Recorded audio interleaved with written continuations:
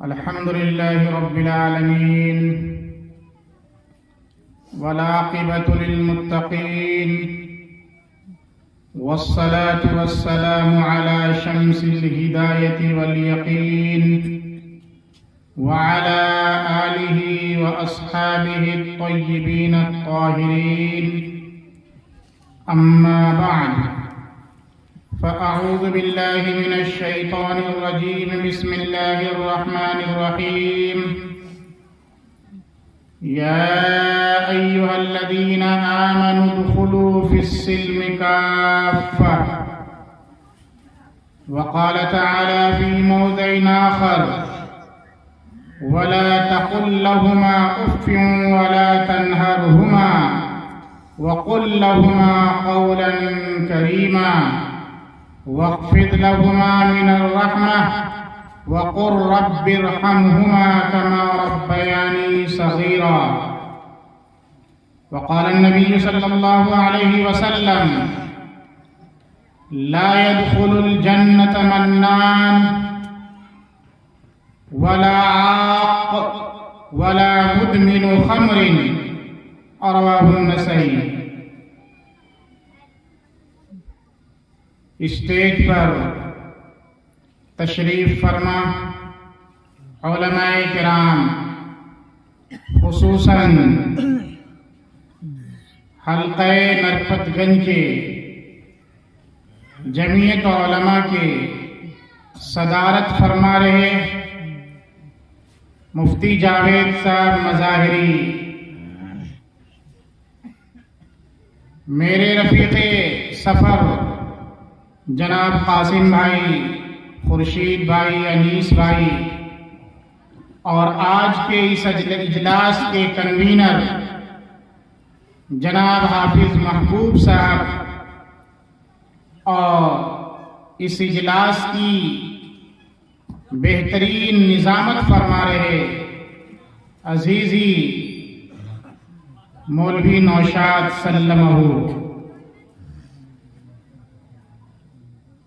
اور بردہا کے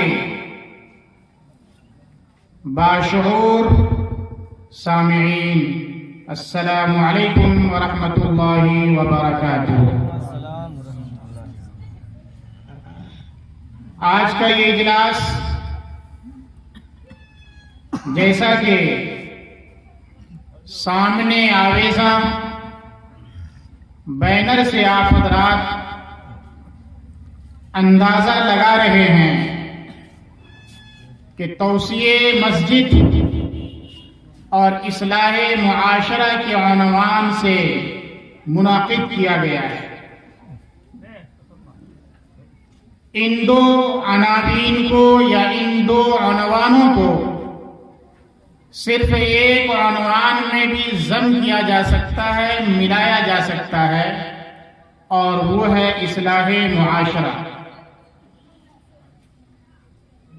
اصلاح معاشرہ ہی کی وجہ سے مسجد کی توسیع بھی ہو سکتی ہے، اور اگر معاشرہ تندرست نہ ہو، صحت مند نہ ہو، معاشرے کی اصلاح نہ ہوئی ہو، تو پھر مسجد کی توسیع بھی ناممکن ہے. قبل اس کے کہ میں اپنی اصل گفتگو شروع کروں، ایک سوال آپ تمامی حضرات سے.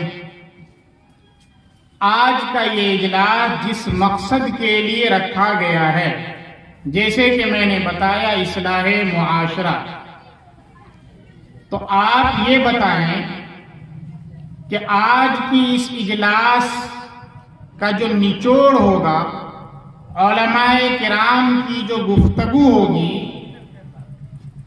جو بیانات ہوں گے، اللہ اور اس کے رسول کا جو پیغام آپ کے نام سنایا جائے گا، اس سے ہم اور آپ اپنی انفرادی اجتماعی زندگی، یا یوں کہہ لیجئے کہ اپنے سماج اور معاشرے کی اصلاح کر لیں گے یا نہیں. میری بات سمجھ گئے آپ لوگ نا؟ نچوڑ یہ ہے کہ اس جلسے کو جس کی وجہ سے ہم نے کیا ہے، اس جلسے کو کامیابی تک پہنچانا یہ آپ کی ذمہ داری ہے۔ کامیابی جلسے کی یہ نہیں ہے کہ جتنے مقررین ہیں سب کی تقریر پر آپ واہ واہ کر دیجئے کہ ماشاء اللہ فلاں مولانا نے بڑی اچھی تقریر کی، فلانے نے بہت اچھی بات کہی، فلاں نعت خواں نے بہترین نعت پڑھی، فلانے نے بہترین حمد پڑھی اور فلاں شاعر نے اپنا بہترین کلام پیش کیا، ہمارا یہ جلسہ کامیاب ہو گیا۔ اگر آپ جلسے کی کامیابی اسے سمجھ رہے ہیں تو یہ سب سے بڑی ناکامی ہے۔ یہاں واہوائی کے لیے نہ تو علماء جمع ہوئے ہیں، نہ شعراء جمع ہوئے ہیں، نہ آپ جمع ہوئے ہیں۔ مقصود واہوائی شاباشی لوٹنا نہیں ہے، بلکہ جو گفتگو ہو، جو باتیں ہو، ان کو اپنی زندگی میں اتارنا ہے اور اس کے ذریعے سے ہر فرد کی، ہر سماج میں بسنے والے ہر شخص کی، پوری سوسائٹی کی اور تمام لوگوں کی اصلاح مقصود ہے۔ یہی نہ ہے بھائی؟ تو ہم اور آپ اپنی اصلاح کر لیں گے نا، جو باتیں کہی جائیں گی اس پر عمل کریں گے نا۔ ہاتھ اٹھا کر کے گواہ اللہ کو بنائیے کہ انشاءاللہ ہم اور آپ سب کی، کہنے والے کی بھی اور سننے والے کی بھی یہ نیت ہوگی کہ جو بات کہی جائے گی حتی الوسعت، حتی المقدور، طاقت کے مطابق ہم اس پر عمل کریں گے انشاءاللہ۔ سماج کس کو کہتے ہیں یا معاشرہ کس کو کہتے ہیں؟ فرد، افراد، ایک دو آدمی کا نام سماج نہیں ہے۔ چند آدمیوں سے مل کر کے، چند گھرانے سے مل کر کے، چند خاندان سے مل کر کے، چند فیملی سے مل کر کے، چند قسم کے لوگوں سے مل کر کے جو سنگٹھن بنتا ہے، جو گروہ بنتا ہے، اسے معاشرہ کہا جاتا ہے، اسے سماج کہا جاتا ہے، اسے سوسائٹی کہا جاتا ہے۔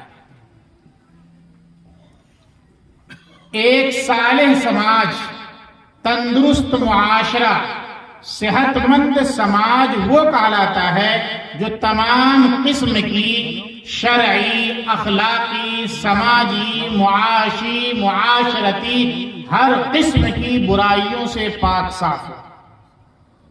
نبی کریم صلی اللہ علیہ وسلم کی زندگی پر اگر آپ نظر ڈالیں، علماء کرام کے بیانات آپ سنتے رہتے ہیں، جس سماج میں اللہ کے نبی صلی اللہ علیہ وسلم مبعوث ہوئے، وہ سماج دنیا کا، بلکہ دنیا کے وجود سے لے کر کے اس وقت تک کا سب سے گندا، پراگندہ، سڑا ہوا، بدبودار، گھناؤنا، ہر طرح کی برائی، ہر طرح کی خامیوں سے گھرا ہوا سماج تھا۔ کوئی ایسی برائی معاشرے اور سماج میں جو کہیں پائی جاتی ہو، ایسی نہیں ہوگی جو اس سماج اور اس معاشرے میں نہ پائی جاتی ہو۔ لیکن اللہ کے فضل سے، اللہ کے کرم سے نبی کریم صلی اللہ علیہ وسلم کی صرف چند سالہ، 23 سال کی قلیل مدت، بہت تھوڑی مدت ہے 23 سال کی، 23 سال کی محنت میں جو سماج بنا، جو معاشرہ بنا، جو 1,24,000 یا اس سے کم و بیش کی ایک ٹیم بنی، ایک گروہ بنا، ایک سماج بنا، وہ قیامت تک کے لیے ایک نمونہ اور ایک آئیڈیل سماج اور معاشرہ بنا۔ خود اللہ تبارک و تعالی نے اعلان فرمایا، فَإِنْ آمَنُوا بِمِثْلِ مَا آمَنْتُمْ فَقَدِ اهْتَدَوْا، کہ دنیا والوں سن لو، تمہارے ایمان کو جانچا جائے گا، تمہارے ایمان کو پرکھا جائے گا۔ کسوٹی کیا ہوگی؟ بِمِثْلِ مَا آمَنْتُمْ، صحابہ کو خطاب کر کے کہا گیا کہ تمہارے ایمان پر دنیا والوں کے ایمان کو ہم جانچیں گے، تمہارے ایمان کے مطابق جن کا ایمان ہوگا وہی ہدایت یافتہ کہلائیں گے، اس لیے کہ اللہ نے اپنی زبانی انہیں ہم الفائزون کا، ہم المفلحون کا یعنی کہ سر تا پا مکمل طریقے سے ابدی اعتبار سے، اخروی اعتبار سے، دنیاوی اعتبار سے کامیاب گردانا ہے۔ تو ہم اور آپ صحت مند صالح معاشرہ چاہتے ہیں تو ہم اور آپ کو صحابہ کی زندگی کا مطالعہ کرنا ہوگا، صحابہ کے واقعات دیکھنے ہوں گے اور ان کے طرز زندگی کو اپنانا ہوگا، تبھی جا کر کے ہمارا معاشرہ ایک صالح اور بہتر معاشرہ بن سکتا ہے۔ لیکن ہے کیا؟ اس وقت جو ہم اور آپ جس سماج میں ہیں یہ مختلف قسم کی خرابیوں سے دوچار ہے، ایک دو نہیں، اتنے زخم ہیں، اتنی خرابیاں ہیں کہ انہیں ہم گن نہیں سکتے۔ سماج میں جو خرابیاں ہیں آپ اس کا اندازہ اس شعر سے لگائیں، ایک دو زخم نہیں جسم ہے سارا چھلنی، ایک دو زخم نہیں جسم ہے سارا چھلنی، درد حیرہ ہے اٹھے تو کہاں سے۔ یعنی ہم آپ کی کس کس دکھتی ہوئی رگوں پر ہاتھ رکھیں، کن کن خرابیوں کو گنائیں، کن کن برائیوں کو گنائیں۔ اگر صرف ہم ان برائیوں کو گنانے لگیں جو ہم اور آپ میں پائی جاتی ہے تو شاید رات گزر جائے گی اور وہ برائیاں بیان نہیں کی جا سکتی، چہ جائے کہ ان برائیوں کو دور کرنے کی ترکیبیں اور تدبیریں بتائیں۔ ارے بات صحیح کہہ رہا ہوں یا نہیں؟ یا ہم لوگ 100% مومن ہیں؟ بتائیں نا، کیا ہمارا ایمان صحابہ کے ایمان کی طرح ہے؟ بول نہیں رہے آپ لوگ؟ نہیں ہے۔ تو صحابہ کے ایمان کی طرح اپنا ایمان بنائیں گے نا انشاءاللہ۔ معاشرے میں جو خرابیاں پائی جاتی ہیں ان میں سے دو چند خرابیوں کا ذکر میں کروں گا اور پھر اس کا حل بھی بیان کرنے کی کوشش کروں گا۔ پہلی جو خرابی ہمارے اندر پائی جاتی ہے وہ ہے والدین، ماں باپ کے تعلق سے، یا یوں کہہ لیجئے کہ ہر گھر میں جو خرابی ہے، ہر فرد میں جو خرابی ہے وہ ہے گھریلو معاملات۔ باپ بیٹے سے جھگڑ رہا ہے، بیٹا باپ سے جھگڑ رہا ہے، بیوی شوہر سے جھگڑ رہی ہے، شوہر بیوی سے جھگڑ رہا ہے، ننند بھابھی سے لڑ رہی ہے، بھابھی ننند سے لڑ رہی ہے، بھائی بھائی سے جھگڑ رہا ہے، ہر ایک دوسرے سے گتھم گتھا ہے، ہر ایک دوسرے سے الجھا ہوا ہے۔ جب ہر آدمی آپس ہی میں الجھے ہوئے ہوں گے، قتل و قتال میں ہوں گے، لڑائی جھگڑے میں ہوں گے، تو باہر سے کوئی اگر ہمارے اوپر حملہ آور ہوا، باہر کی جو طاقت ہمیں اگر دبوچنا چاہے گی تو ہم کبھی بھی ان کا مقابلہ نہیں کر سکتے، اس لیے کہ ہم خود گھریلو معاملات میں الجھے ہوئے۔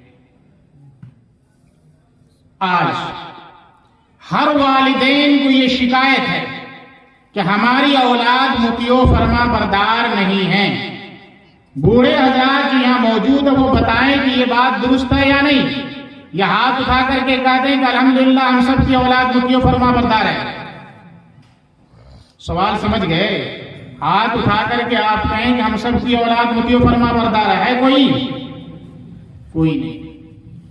اس کا مطلب یہ ہوا کہ یہ ہر گھر کی بیماری ہے۔ ہر والدین کو، ہر ماں باپ کو یہ شکوہ ہے کہ ہماری اولاد ہماری بات نہیں مانتی، ہمارا کہا نہیں مانتی۔ چلیے یہ سوال تو بوڑھوں سے ہوا، ذرا نوجوان جو بچے ہیں وہ بتا دیں کم از کم، تاکہ اندازہ لگے کہ پتہ نہیں ان کی بات صحیح، ایک طرف کی بات سننا صحیح نہیں ہے، دونوں کی ہم بات سن لیتے ہیں۔ ویسے بھی میں قاضی ہوں، قاضی کا طریقہ ہی یہی ہے کہ جانبین کی گفتگو سنیں۔ جو اولاد ہیں، نوجوان لڑکے، وہ بتائیں کہ آپ لوگ اپنے ماں باپ کی بات مانتے ہیں؟ ایک کو ہاتھ نہیں اٹھا۔ اس کا مطلب یہ ہوا کہ شکوہ جانبین سے ہے۔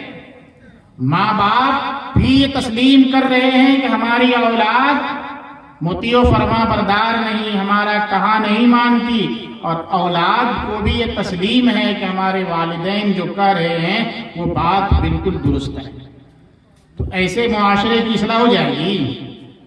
جب ہمارا گھر ہی صحیح نہیں ہے، ہم گھر میں ماں باپ کے ساتھ میل جول اور اتحاد و اتفاق کے ساتھ نہیں رہ سکتے، ان کا ادب و احترام ملحوظ نہیں رکھ سکتے، ان کے ساتھ حسن سلوک نہیں کر سکتے، ان کی خدمت نہیں کر سکتے، ان کا جو حق ہے ان کے حقوق کو ہم ادا نہیں کر سکتے، تو کہاں سے صالح سماج اور صالح معاشرہ تشکیل پا سکتا ہے؟ والدین کا جو مقام و مرتبہ ہے، خصوصی طور پر جو نوجوان بچے ہیں وہ سنیں، والدین کا جو مقام و مرتبہ ہے، ایک حدیث میں آتا ہے، نبی کریم صلی اللہ علیہ وسلم نے فرمایا، بڑی جامع حدیث ہے، ہما جنتک و نارک، خلاصہ ہے والدین کی عزت و احترام کا، مقام و مرتبہ کا، ہما جنتک و نارک، کہ ماں باپ تمہاری جنت بھی ہے اور جہنم بھی ہے۔ کتنی جامع حدیث ہے، یعنی اگر آپ جنت میں جانا چاہتے ہیں تو ماں باپ کے ذریعے سے جنت میں جا سکتے ہیں، اور اگر جہنم میں آپ کو جانے کا جی چاہ رہا ہے، بہت چربی چڑھ گئی ہے نا، تو پھر ماں باپ کے ساتھ گھناؤنا رویہ اختیار کیجئے، ساری چربی وہاں پگھل جائے گی۔ ہما جنتک و نارک، کہ ماں باپ تمہاری جنت بھی ہیں اور جہنم بھی ہیں۔ اگر آپ نے ماں باپ کے ساتھ اچھا سلوک کیا، اچھا رویہ اختیار کیا، اچھے اخلاق کے ساتھ پیش آئے، ان کی خدمت کی، زندگی میں کبھی ان کو ناراض کرنے کی کوئی کوشش، کوئی بھی موقع نہیں آنے دیا، تو یاد رکھیے آپ کی یہ خوشی، والدین کی یہ خوشی آپ کے جنت میں داخلے کی گارنٹی بنے گا۔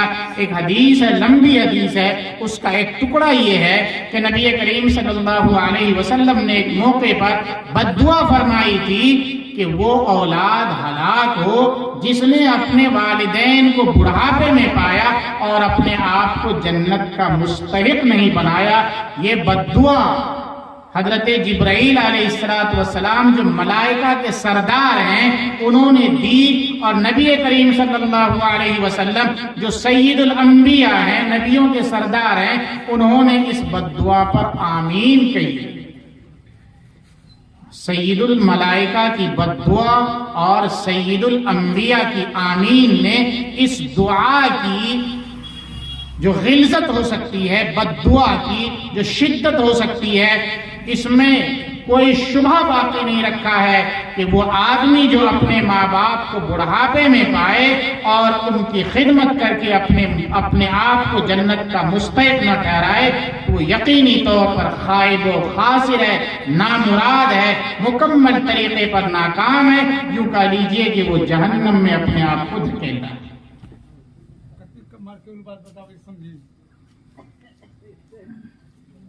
بات سمجھ میں آ رہی ہے آپ لوگوں کو؟ ماں باپ کا کتنا بڑا حق ہے۔